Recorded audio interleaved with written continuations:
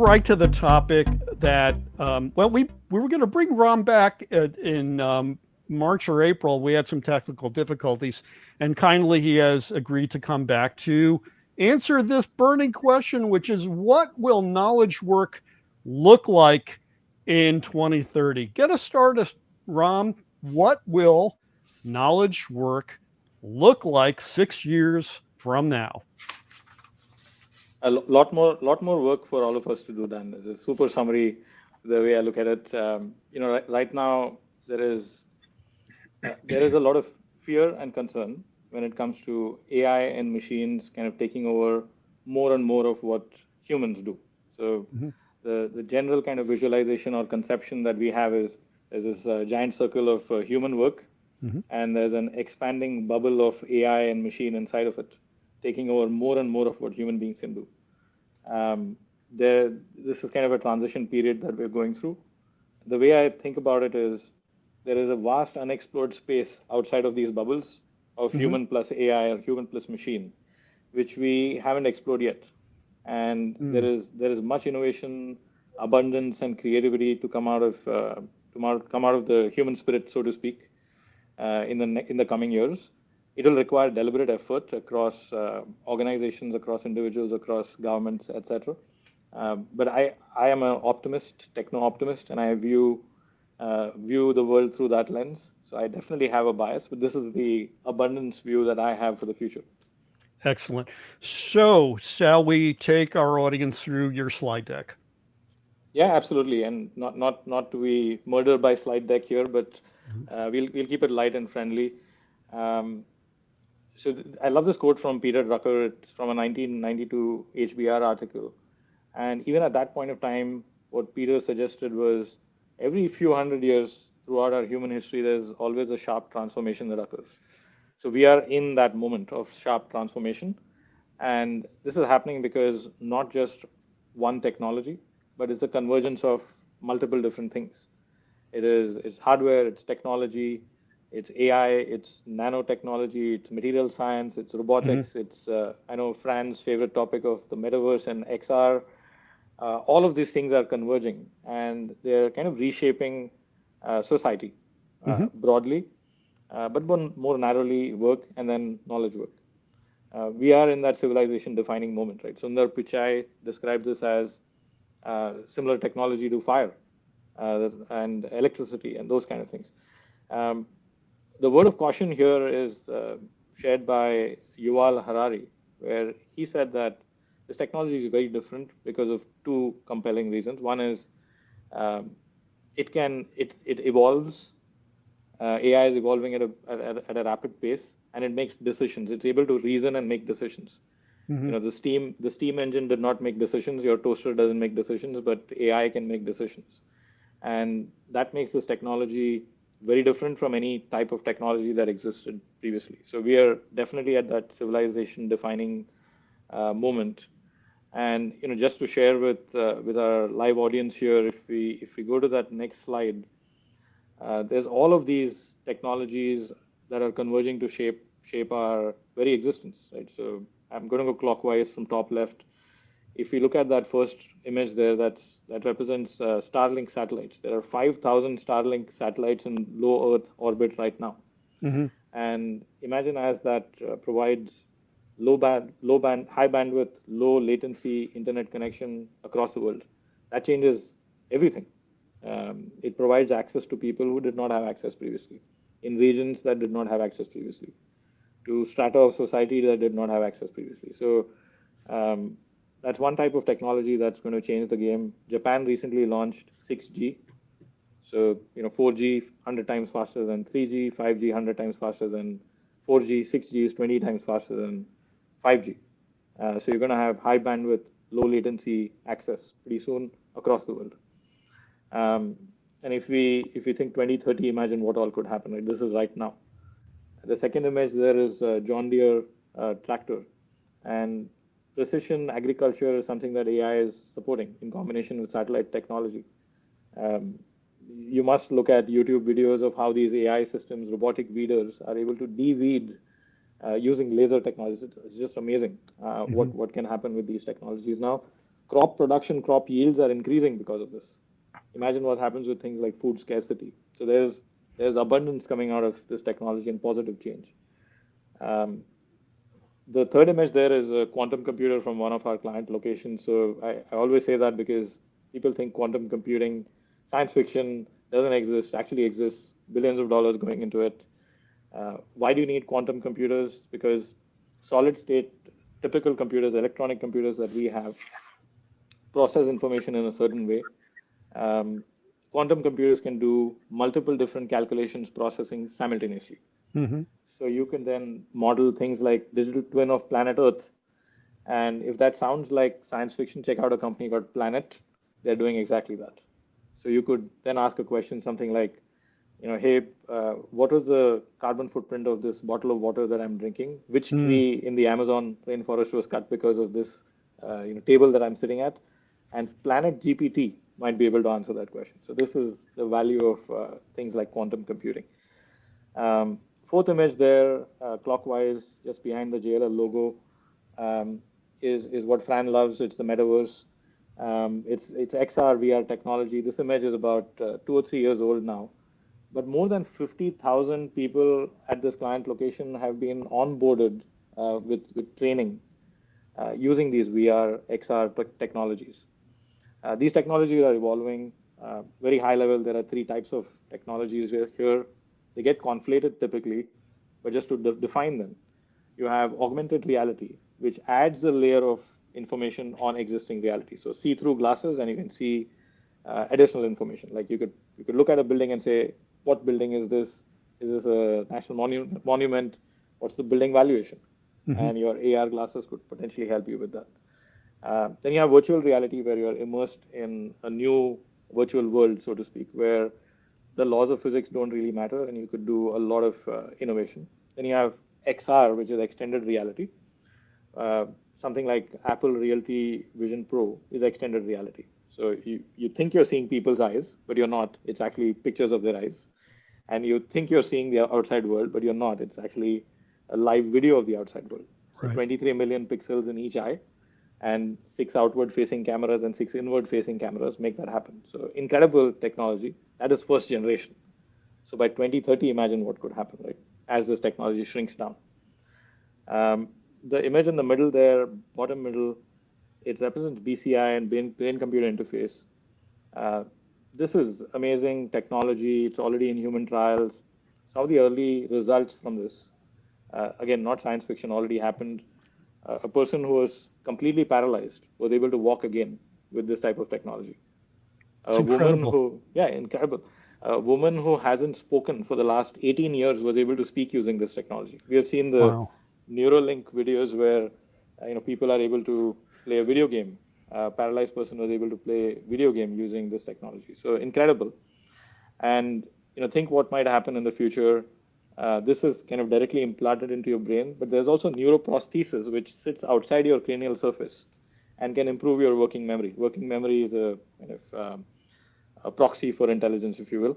And if your working memory increases, your intelligence increases. And before you say, hey, hang on, I'll never have a brain chip implanted into my skull, think of somebody like me. My cranial surface is already optimized for brain chip implant. And if I get one, I'm now 50 times smarter than the next person. So how will we compete with that? So this is technology that will definitely enter our workspaces in one way, shape, or form. And just the last image there is represents ChatGPT. I'm Right. assuming everyone's heard of it, but there are so many platforms now. You have Claude by Anthropic, you have Perplexity, you have a host of other platforms, Google, Gemini, and others, and they're revolutionizing how work happens. Companies like Moderna, for example, have deployed these at scale, and that's changing the game. I mean, consider something like Midjourney that competes with Adobe. Adobe is 44,000 people, and they're trying to figure out how to compete with Midjourney, who's taking over their market share. Midjourney is 11 people. So this is the power of AI and AI enhanced workforce, and many companies are already deploying this technology. So just at a very high level, there's obviously tremendous focus on AI, but I would just broaden that and define that as AI plus AI plus exponential technologies, AI plus robotics, AI plus XR, something like this. Mm-hmm. So that's the focus right now. It's not just generative AI and chatbots. It's agentic AI. How do you use these AI to make them agents to execute tasks for you effectively? So you're not in this loop of question and answer. One example is Cognition Labs recently launched the world's first AI software engineer, where you could provide Cognition Labs AI called Devin. You could provide Devin with a task, something like, and this is a real case, by the way, Ethan Mollick published this. If you don't follow Ethan Mollick, please do. Gives you some amazing insights. He's published a book called Co-Intelligence. Um, I learn every day from Ethan and smart people like that. So he shared an example where you could give Devin a task like go make money on Reddit, and Devin now sets up a Reddit account, suggests that provide me with programming code, I'll debug it for $5 a pop, and now Devin's earning money, right? So something like this is what AI agents could do. They're very different from chatbots. Agentic AI is the future. I actually referenced this in a January 2024 article. You could have as many as 1 billion AI agents as we go forward into the next 3 to 5 years. Then you have, of course, all of this impacts the workforce. It impacts our workplace ecosystems, and those are important kind of cascade effects of these technologies. One stat that I'd share is, all of us read the headline news on AI taking over jobs and 300, 500 million job losses and all of those things. I want to provide a counter stat. Gartner recently suggested that by 2036, there will be 500 million net new human jobs. 500 million net new jobs. Net new human jobs. And like it aligns with my own worldview of abundance. So I love the stat. And for anyone from our real estate industry, think about if 10% of that workforce requires office space, we're all in business. Wait, it's 500 million globally, correct? 500 million globally. Oh, yes. okay. Yes. The other couple of things here are around hybrid workplace experimentation that continues, as real estate optimization that continues. But what I'd magnify is this idea of empathy-based management and the fact that this change affects all of us at various levels, and all of us have cognitive load right now. So whether it is a leader, whether it's a line manager, whether it's an employee, JLL has 90,000 employees globally, and we have folks who are HVAC engineers, janitorial staff. All of them are affected. We have struggled and slogged our way through the last 4 years of the pandemic. Now we have one more wave of change, and we'll continue to have waves of change. So empathy-based management and leadership will be important. Dan, I know I mentioned leaders can make your coffee taste better or bitter. And this is where I think leadership will be a true differentiator as we go through. Leadership at all levels. I'm not just talking CEO. Anyone can be a leader, should be a leader. Interesting. The one case study that I love to share and talk about is if we go to the next slide, Dan, if we can. I love this case study coming out of Harvard. It's titled Navigating the Jagged Edge of Technology. Amazing case study. So I'll just orient folks to what we are seeing on screen here. This is a real world case study. BCG consultants, 750 of them working on real world stuff. Divided into 3 groups. There's a control group in blue that did not use AI. There's a team that used AI, essentially GPT-4. And there's a group in red that used AI and had training on how to use AI. So what are the things that we notice here? The first thing is anyone who used AI is more productive than anyone who did not use AI. Second thing that we notice is you don't really need too much of training. If you get hands-on on a platform, you're as productive as somebody who had training. So that's good news. And then the charts on the right really get me excited, right? So the first chart there on the right, the first 2 columns are the difference between types of employees. So if you imagine 750 people, not all of them are equally built. Some are better than others. So what happens when people use AI is that it levels the playing field.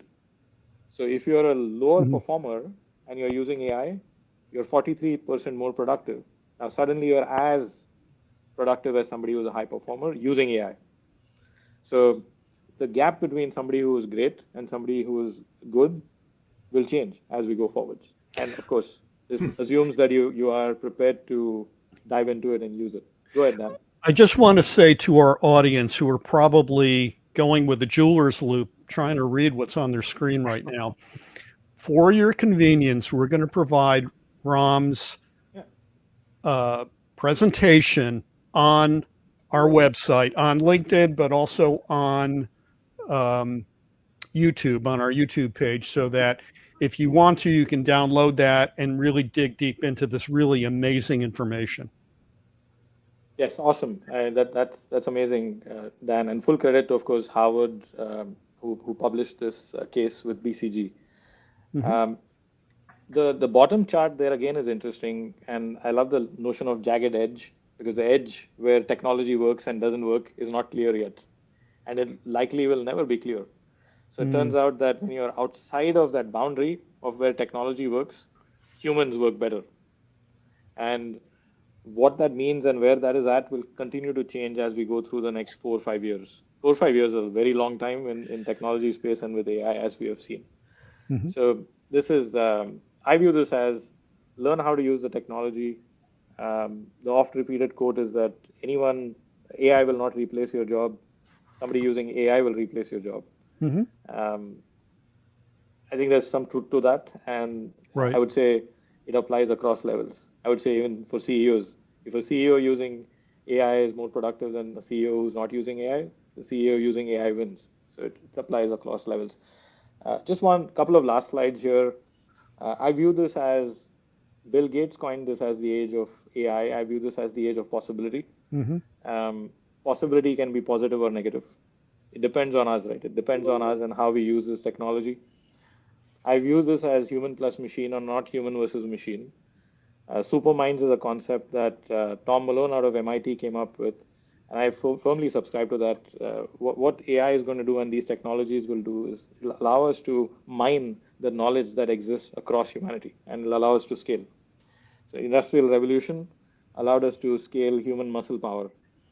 This AI revolution is going to allow us to scale human intelligence, human creativity, human innovation. So I think this is the age of possibility, the age of abundance if we use this in the right spirit, explore, experiment, and expand. I mentioned that anytime you think of AI, don't think of it as singular, think of it as combination with other things like robotics, XR. This year is the year of robotics. So if you look at what's happening across companies like Figure and others, there's tremendous investment going in here. Robotics specifically here is humanoid robotics as opposed to, let's say, a Ford factory robot. The reason you need a humanoid robot is it's generally able to use our infrastructure. You don't need to specifically program it. Unitree, for example, released a $16,000 humanoid robot that can do a lot of tasks, including household tasks. So important for us to have this, especially as we run into labor shortages in specific areas. So think healthcare. Yeah. And that $16,000 robot is one tough hombre. As I recall the video that you showed me, Ram, it was getting sucker punched and wouldn't get knocked over. That was quite impressive. Make a great mall cop. True. And I was half kidding that we may need prevention, people for ethical treatment of robots pretty soon. Right.